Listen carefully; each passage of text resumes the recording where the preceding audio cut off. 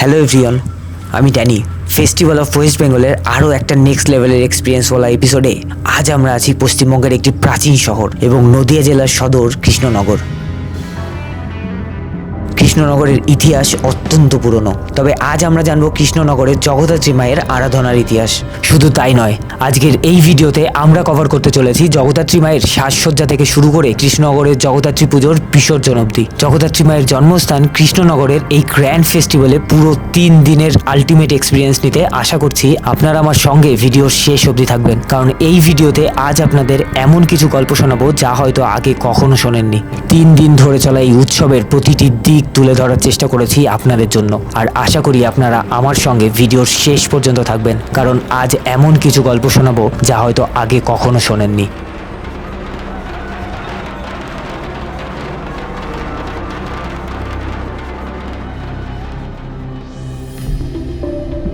হিন্দু পুরাণেও জগদ্ধাত্রী মাকে নিয়ে খুব বেশি তথ্য পাওয়া যায় না। কিছু মত অনুসারে জানা যায় ত্রেতা যুগের শুরুতে করিন্দ্রাসুর নামে এক হস্তিরূপী অসুরকে বধের জন্য দুর্গার মতোই ব্রহ্মা বিষ্ণু মহেশ্বরের শক্তি থেকে সিংহ বাহিনী চতুর্ভুজায় এই দেবীর জন্ম। তবে কিছু ঐতিহাসিকদের মতে এবং লোকমুখে প্রচলন অনুযায়ী কৃষ্ণনগরকে জগদ্ধাত্রী মায়ের জন্মস্থান বলা হয়, কারণ বাংলার এই কৃষ্ণনগরেই শুরু হয় জগদ্ধাত্রী মায়ের প্রথম আরাধনা। শোনা যায় বাংলার জগদ্ধাত্রী পূজার সূচনা করেছিলেন কৃষ্ণনগরের রাজা কৃষ্ণচন্দ্র। এই পূজার পেছনে রয়েছে একটি রহস্যময় কাহিনী যা কৃষ্ণনগরের সংস্কৃতির সঙ্গে অঙ্গাঙ্গিভাবে জড়িত। একবার নবাব সিরাজউদ্দৌলা কৃষ্ণচন্দ্রকে কর্ণা দেওয়ার অপরাধে বন্দী করেছিলেন। দুর্গাপূজার সময় তিনি মুক্তি পেলেও পুরো পুজোর আনন্দ উপভোগ না করতে পেরে তিনি অত্যন্ত দুঃখী হয়ে পড়েন, আর সেই কারণে মনের দুঃখে রাজা কৃষ্ণচন্দ্র দেবীর কাছে প্রার্থনা শুরু করেন। তার এই দুঃখ দেখে দেবী জগদ্ধাত্রী তাকে স্বপ্নের মাধ্যমে দর্শন দেন এবং তাকে জগদ্ধাত্রী পূজা শুরু করতে আদেশ দেন। স্বপ্নাদেশ পেয়ে রাজা কৃষ্ণচন্দ্র তার সবার পণ্ডিত বিজ্ঞদের সঙ্গে আলোচনা করে জানতে পারেন তিনি জগদ্ধাত্রী মায়ের দর্শন পেয়েছেন। দেবীর এই নির্দেশ পেয়ে রাজা কৃষ্ণচন্দ্র সিদ্ধান্ত নেন জগদ্ধাত্রী পুজো শুরু করার।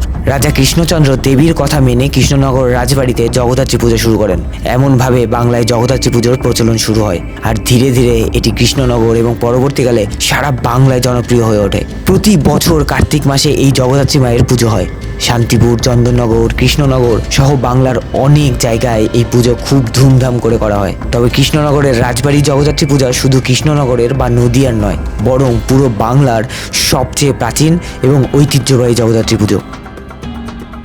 তো welcome to another video. I hope you guys are doing absolutely well. আর আজকে আমরা এসেছি কৃষ্ণনগরে জগদ্ধাত্রী পুজো এক্সপ্লোর করতে, আর এটা আমাদের ফার্স্ট প্যান্ডেল। আর আজকে আমি একা নয়, আমার সঙ্গে রয়েছে অনেকেই জানে Sushant. He is my best friend. SRB creation, he is a great photographer. Sandeep আছে, ও সবসময় অনেক ব্যস্ত মানুষ। আর তার সঙ্গে আছে অর্জুন, আর ক্যামেরা ধরে আছে আমার ছোট ভাই। তো আমরা আজকে 1 2 3 4 5 6 জন পুরো কৃষ্ণনগর চষবো। আর আজকে হলো একদম বড় পুজোর আগের দিন। Today is gonna be fun, ওকে?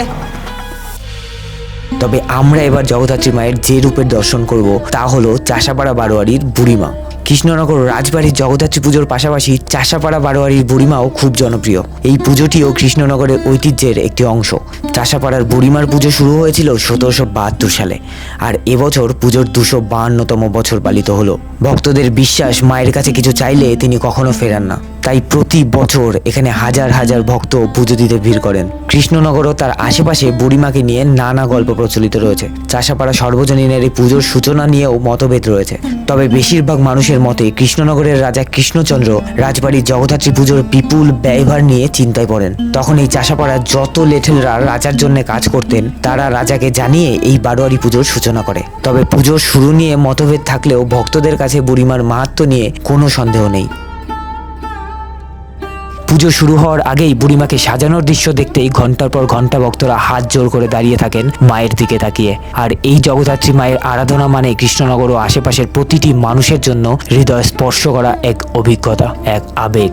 দেবীর এই বুড়িমা নাম কিন্তু প্রথম থেকে ছিল না। আনুমানিক 70-75 বছর আগে এই নাম দেওয়া হয়েছে। বুড়িমার পাশাপাশি কৃষ্ণনগরের মেজমাও খুব বিখ্যাত। মেজমা, ছোটমা এদের সাজসজ্জা দর্শনার্থীদের মনোমুগ্ধ করে। আচ্ছা চলুন বুড়িমা, মেজমা, ছোটমা ছাড়াও আরও এমন কিছু জায়গায় নিয়ে যায় আপনাদের যাদের আয়োজন দেখলে আপনিও চমকে যাবেন। আর সেটা দেখতেই আমরা প্রথমে যাচ্ছি ঘূর্ণির আদি ঘরামিপাড়া বারোয়ারির 2024-এর জগদ্ধাত্রী পুজোর আয়োজন দেখতে, যাদের এবারের আয়োজন মাসান হোলির আঘোরি নৃত্য, যা সামনে থেকে দেখলে গায়ে শিহরণ দেওয়ার মতো অভিজ্ঞতা।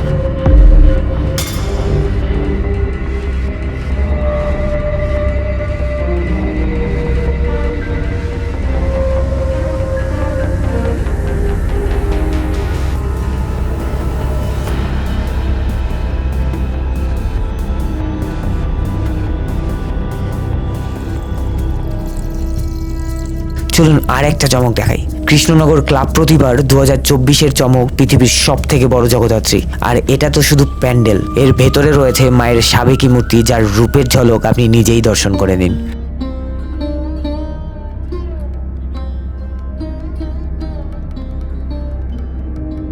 এছাড়াও রয়েছে কৃষ্ণনগরের মালোপাড়ার জগদ্ধাত্রী পুজো উপলক্ষে ধুনো পোড়ানোর আয়োজন, যা দেখতে পশ্চিমবঙ্গের বিভিন্ন প্রান্ত থেকে মানুষ প্রত্যেক বছর পুজোর দিন দুপুরে ভিড় জমায় এই মালোপাড়ার পুজো মণ্ডপের সামনে।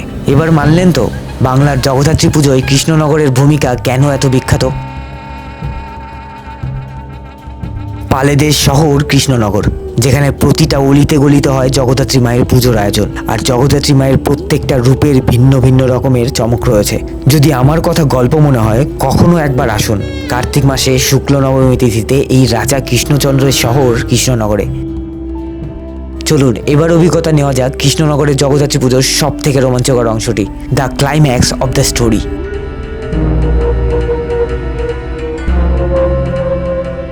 ঠাকুর বিসর্জনে অনেক উন্মাদনা আমরা দেখেছি, কিন্তু কৃষ্ণনগরের জগদ্ধাত্রী পূজার এই বিসর্জন কার্নিভাল দশমীর সকালের ঘট বিসর্জন থেকে শুরু হয়ে চলে পরের দিনের দুপুর অবধি।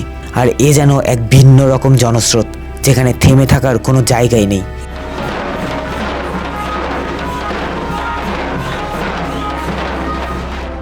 আর আজকে আমাদের থার্ড ডে, মানে আমরা 3 দিন ধরে আছি। যেদিন প্রিপারেশন শুরু হয়েছে সেদিন থেকে আজকে হলো দশমী, মানে বিসর্জন।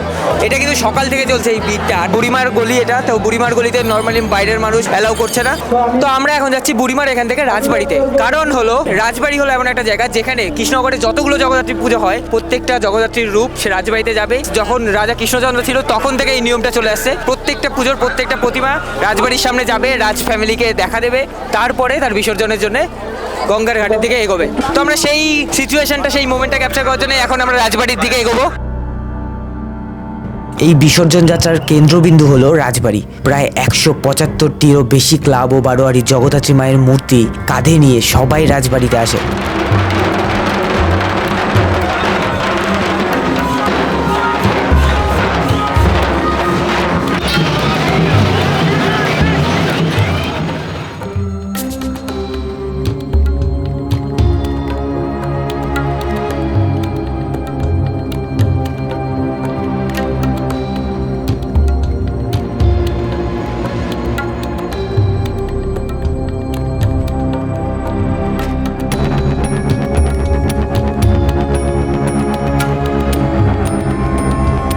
আর যখন কৃষ্ণনগরের সব মায়ের বিসর্জন প্রায় শেষ হয়, তখন বের হয় কৃষ্ণনগরের বুড়িমা, যার বিসর্জনের মাধ্যমে এই মহোৎসবের পরিসমাপ্তি ঘটে।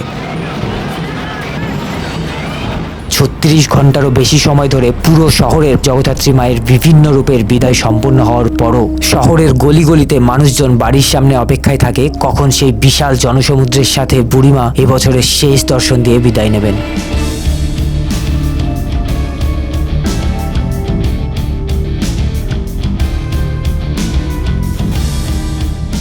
তাহলে চলুন আজকের ভিডিও এখানেই শেষ করছি। কৃষ্ণনগরের জগদ্ধাত্রী পূজার এই মহোৎসবে আপনাদের সবাইকে সাদর নিমন্ত্রণ জানাচ্ছি। এবছর তো শেষ হলো, তবে পরের বছর আবার আসবেন মা জগদ্ধাত্রীর আরাধনা আর এই ঐতিহ্যবাহী পূজার রঙিন মুহূর্তগুলো কাছ থেকে দেখে যেতে, হৃদয়ে অনুভব করে যান কৃষ্ণনগরের এই অসাধারণ উৎসবের মাধুর্য।